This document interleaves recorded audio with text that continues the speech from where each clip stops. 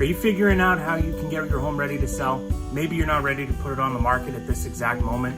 Maybe you're thinking about different projects that you can work on or ways that you can add value to your home.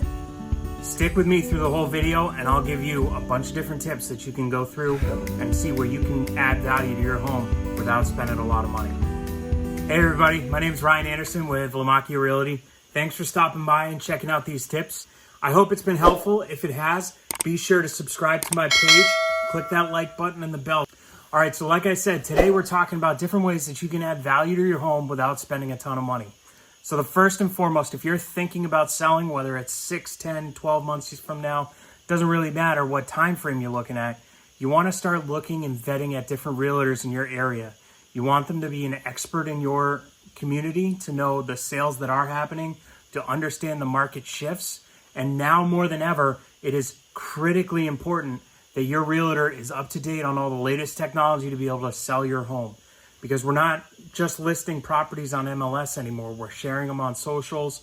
We're figuring out different ways to get the buyer to see your home without actually stepping foot inside of it.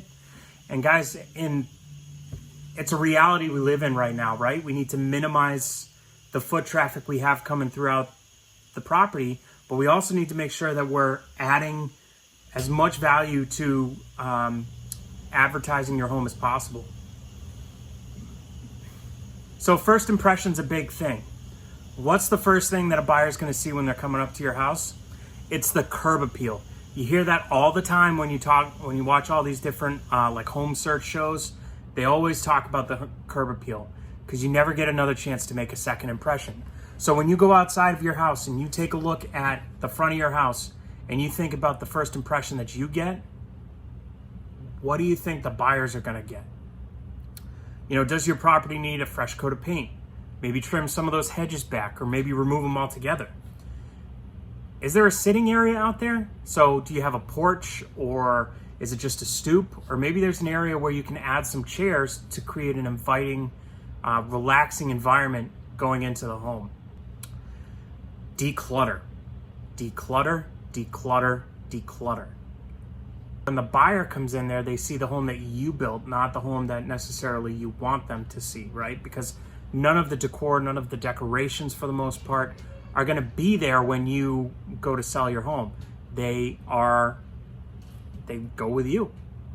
So you want the buyers to be able to imagine them in their space as much as possible. Is the color that's on your wall likely to appeal to a mass of people?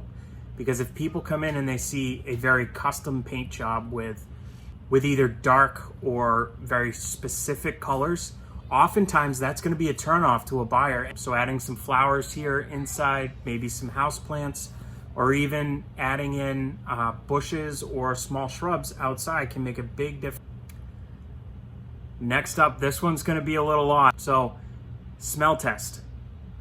If you have pets, if you've been living there for a long period of time, if you don't have ventilation from your cooking area that goes right outside. A lot of us have that, that stovetop fan that, really just recirculates air away from the stove. It doesn't actually take it outside.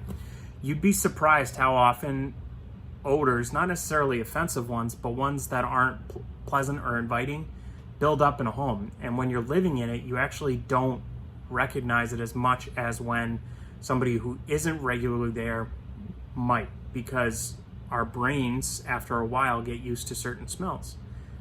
You may think your house is clean, and if you've gotten it to that point, it's still probably not clean enough. You really want to look into hiring a local cleaner, a local house company to come in and just do a good deep dive clean in your house. So by going in and making sure that you're cleaning, you're taking that extra step to try and win over the buyer when they come into the house. If this information is helpful for you, be sure to go ahead and comment down below. Let me know what you think. If you have any other suggestions or things I might have missed, I'd love to hear them from you. Don't forget as well, subscribe to my channel and click that little bell so you get notified every week when there's a new video.